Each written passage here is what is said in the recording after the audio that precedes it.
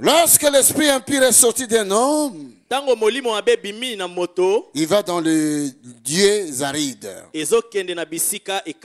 pour chercher du repos. N'en trouvant point, il dit, je retournerai dans ma maison d'où je suis sorti. Et quand il arrive, il la trouve balayée et ornée. Alors il s'en va. Et il prend cet autre esprit plus méchant que lui. Ils entrent dans la maison, s'y établissent.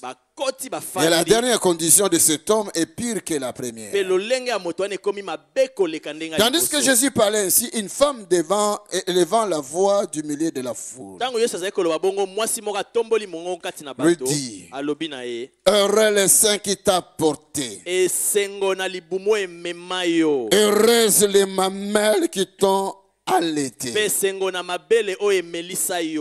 il répondit, heureux plutôt ceux qui écoutent la parole de Dieu et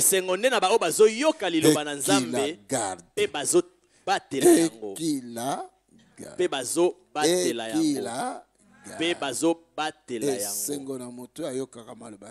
Heureux ceux qui écoutent la parole de Dieu et qui la gardent. Amen. Amen. Heureux cette personne-là. Celui qui écoute la parole de Dieu, qui aime écouter la parole de Dieu, qui passe son temps à écouter la parole de Dieu, qui veut que la parole de Dieu soit sa nourriture, qui veut que la parole de Dieu soit sa vie. Heureux une telle personne. Et vraiment aussi si la personne garde cette parole. La Bible dit lorsque le mal viendra sur la terre, Dieu dit, je te garderai parce que toi aussi tu gardes ma parole. Apocalypse le dit ainsi. Le temps quand les temps de l'Apocalypse viendront sur la terre, quand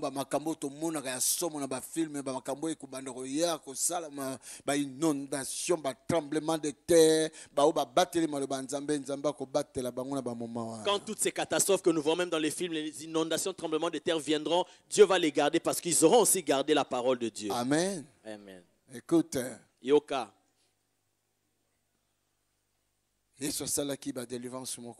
Jésus venait de faire des délivrances. Et après, et ensuite, les gens commençaient à le critiquer.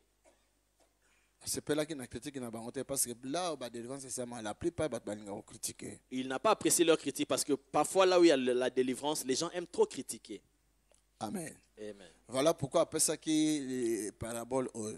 il a donné cette parabole.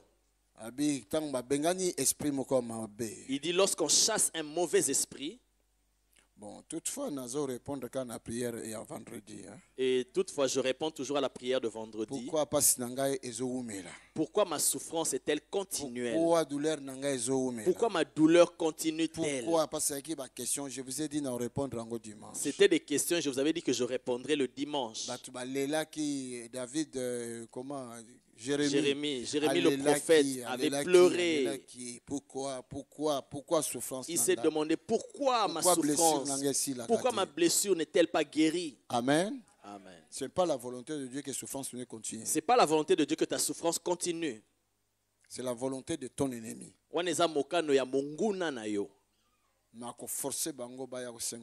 Il les forcerait à venir te demander pardon. Il va les forcer à venir te demander pardon. Okay.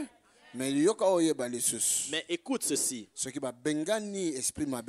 Si on chasse un mauvais esprit du corps d'un homme, parce que vous voyez ça, la délivrance, c'est comment le blague. Suis-moi attentivement parce que vous considérez la délivrance comme de la blague aujourd'hui. Il y a d'autres personnes qui sont mortes à cause de la délivrance. Vous devez prendre cela au sérieux. Ok.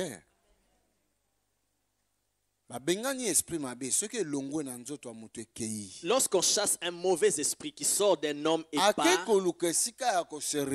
il s'en va chercher un lieu de repos. Parce que lorsqu'on le chasse là, c'est un combat. Toi, tu ne vois rien. Mais si on t'ouvre les yeux, tu verras des choses qui sortent des corps des gens. Un démon qui en voulait à ta vie, tu le vois en train de sortir. Quand il sort là, on n'est pas en train de le supplier.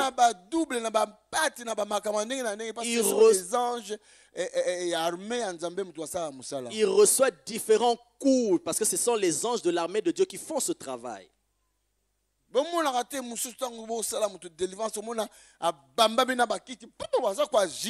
n'avez jamais remarqué qu'on fait la délivrance? Il y a des choses qui se passent là dans le spirituel. Quelqu'un quand on fait la délivrance est agité, même les chaises sont secouées. Il y a des choses qui se passent dans le spirituel.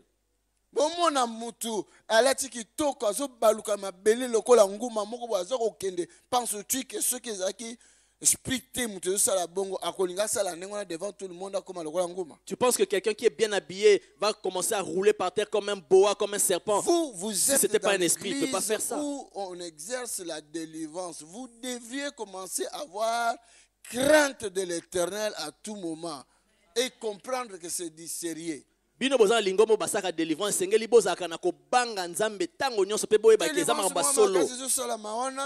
délivrance est en train de s'opérer là. Toi là où tu es là dans ton coin avec ton chewing-gum en train de mâcher. Et regarde, il sera humilié aujourd'hui. Donne-moi le téléphone, je vais filmer. Ce démon peut quitter là et venir vers toi parce que tu n'es pas spirituel. Tu n'es pas dans la prière, tu n'es pas spirituel. Et après quelques temps, tu commences à voir des choses comme l'autre. Vous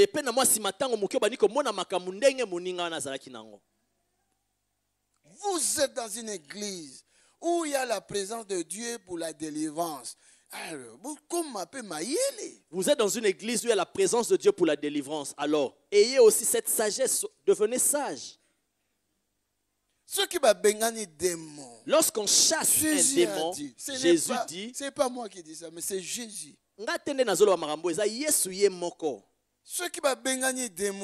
Lorsqu'on chasse un démon et qu'il sort, que ce soit le démon du sida, cancer, parce que diabète, toutes choses mauvaises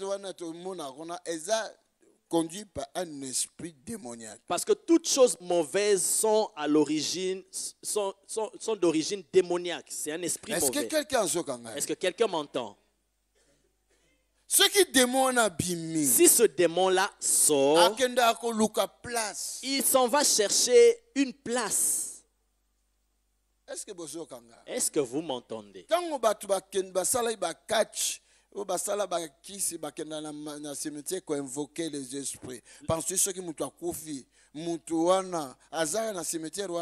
Lorsque les catcheurs qui ont des fétiches vont dans des cimetières invoquer les esprits, penses-tu que si quelqu'un est mort, il est toujours dans ce cimetière-là? Mais non. Non. Cimetière, c'est sa porte. Le cimetière, c'est juste une porte. Lorsqu'il se présente là, ceux du Seigneur vont emprunter la voie du Seigneur. Ceux qui attendent le jugement vont emprunter un autre chemin dans le monde spirituel. Le cimetière, c'est l'endroit juste où on dépose le corps pour qu'il retourne à la poussière. Vous me comprenez? Est-ce que vous avez...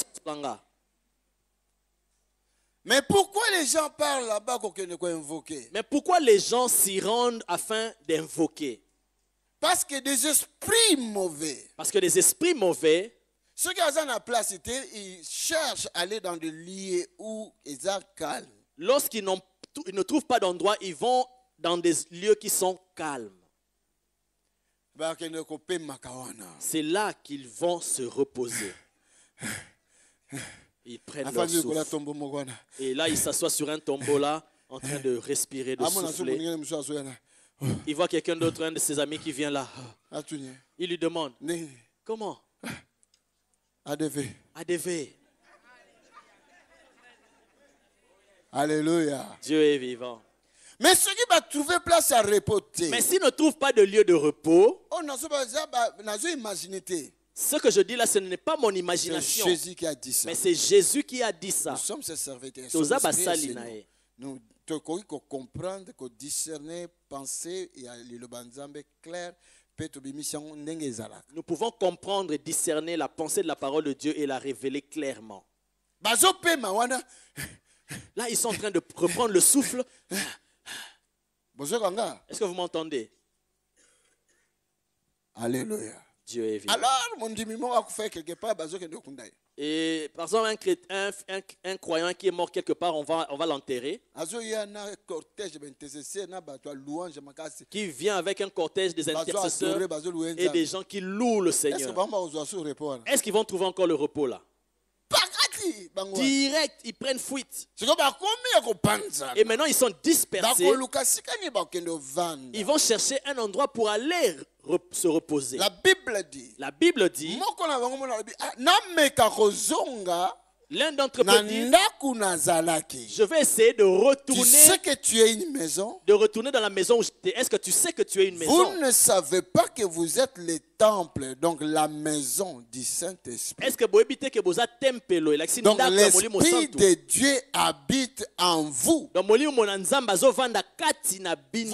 êtes la maison de Dieu. De Dieu vivant. Nous sommes la maison de Dieu. Alléluia. Dieu est vivant. Ne permets pas que ta maison soit une habitation de démons. On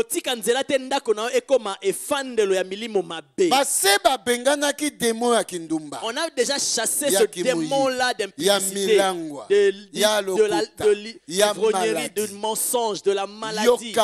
Écoute-moi. Ne le permets pas. Ne le permet plus. Ne permet plus qu'il revienne encore entrer. Parce que Jésus a dit, lorsqu'il ne trouve pas de lieu de repos, ils vont derrière la maison de Yamantsanga. Alléluia. Dieu est vivant. Alors qu'il y a un intercesseur qui vit là-bas. Et dès que minuit sonne, il se lève, il commence.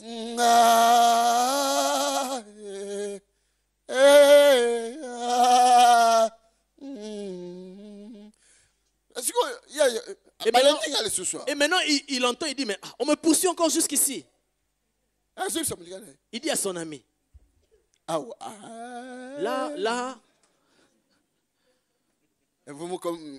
C'est comme ça, quand l'église prie partout, les démons n'ont pas de repos.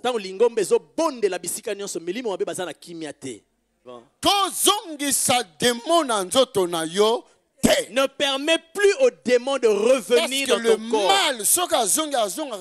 Parce que si le mal revient, il ne revient pas tout seul. Il va partir. Il va prendre encore 7 autres esprits méchants. Plus méchants que lui. Plus méchants que lui-même. Parce qu'il y a différents niveaux, différents degrés. Tu penses que le démon qui te tourmente, c'est le même démon qui tourmente ce fou-là qui frappe les gens? Non. Non. Donc il y a niveau. Donc il y a différents niveaux. Même démon d'impudicité. Et même le démon d'impudicité. Celui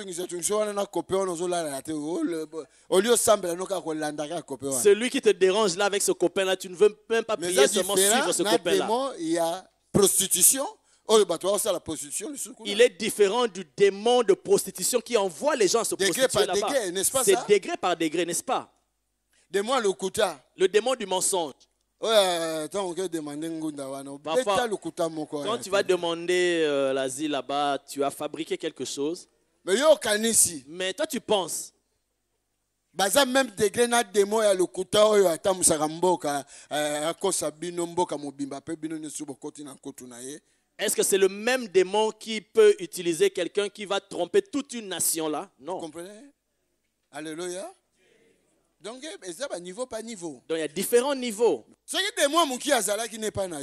y avait un petit démon qui était chez toi, il est sorti.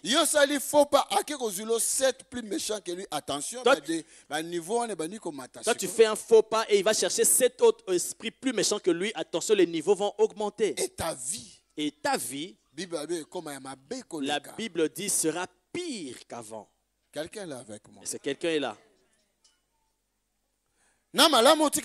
Petit démon na yo bozaki ne bozo coopérer moi muke Mais aucun de cause, plus 7 encore plus. Mieux vaut rester avec un petit démon avec qui vous coopériez bien que plutôt qu'il te ramène 7 autres plus méchants que lui. Quelqu'un là avec moi? Alléluia. Alléluia. Dieu est vivant. Nous allons traiter les cas Nabango cette semaine. Nous allons traiter leur cas cette semaine. Father, thank you, our God. Je veux traiter ces cas-là. À cause de mon temps, à cause de mon temps, je vais arrêter là. Je ne vais pas terminer ça comme ça. Je dois traiter ce cas-là. Vendredi, venons tous ici traiter ce cas-là. Dieu est vivant. Il va chercher un lieu de repos. Je dis, il cherchera un lieu pour se reposer. On ne lui laissera même pas le temps, le lieu pour se reposer. Dieu est vivant. Je ne lui laisserai aucun lieu de repos. Je sais que vous n'avez pas encore saisi, mais c'est moi qui vous parle. Il sortira par 3 voies. Il sortira par 3 voies. Amen. Amen. Semaine de prière avec moi. Cette semaine, prie avec moi. Dieu va faire. Le diable va quitter cette église. Le diable il va quitter même le périmètre de ton quartier là. Vous savez, un jour Dieu nous a donné le message que je vous dis souvent. La voiture comme ça. Dans la voiture, il a dit aller en Hollande. Lorsque nous sommes allés là-bas, parce que nous ne savions même pas pourquoi nous allons là-bas. Qui est-ce que nous allons rencontrer? Amen. Amen. Bref, pour très brièvement à cause du temps. Mais là, on a dormi cette nuit-là. Dieu m'a amené jusque dans la maison où on devait partir. Je n'étais jamais arrivé là-bas avant. Je ne connaissais même pas là-bas. Je ne connaissais personne là-bas. Et quand je suis arrivé là-bas dans la vision, j'ai entendu, on m'a dit, tu vois là, il y avait un carré là où on mettait un pot de fleurs là. Dieu m'a dit, il y a un chat qui reste souvent là. J'ai regardé, j'ai vu le chat. C'est un chat tacheté. Alors, et il m'a dit, ce chat-là vient de l'Afrique. C'est lui qui a fait que cette femme ne conçoive pas. Il vient pour bloquer sa fécondité. Mais elle pense que c'est le chat du voisin. Je vous dis la vérité. Nous, entrons dans le domaine spirituel, dans la délivrance maintenant, vous allez voir.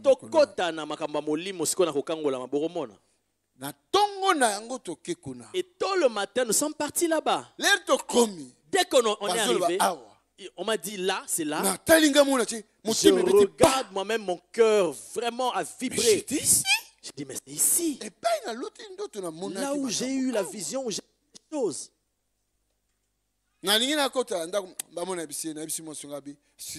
Je voulais entrer dans la maison. J'ai dit à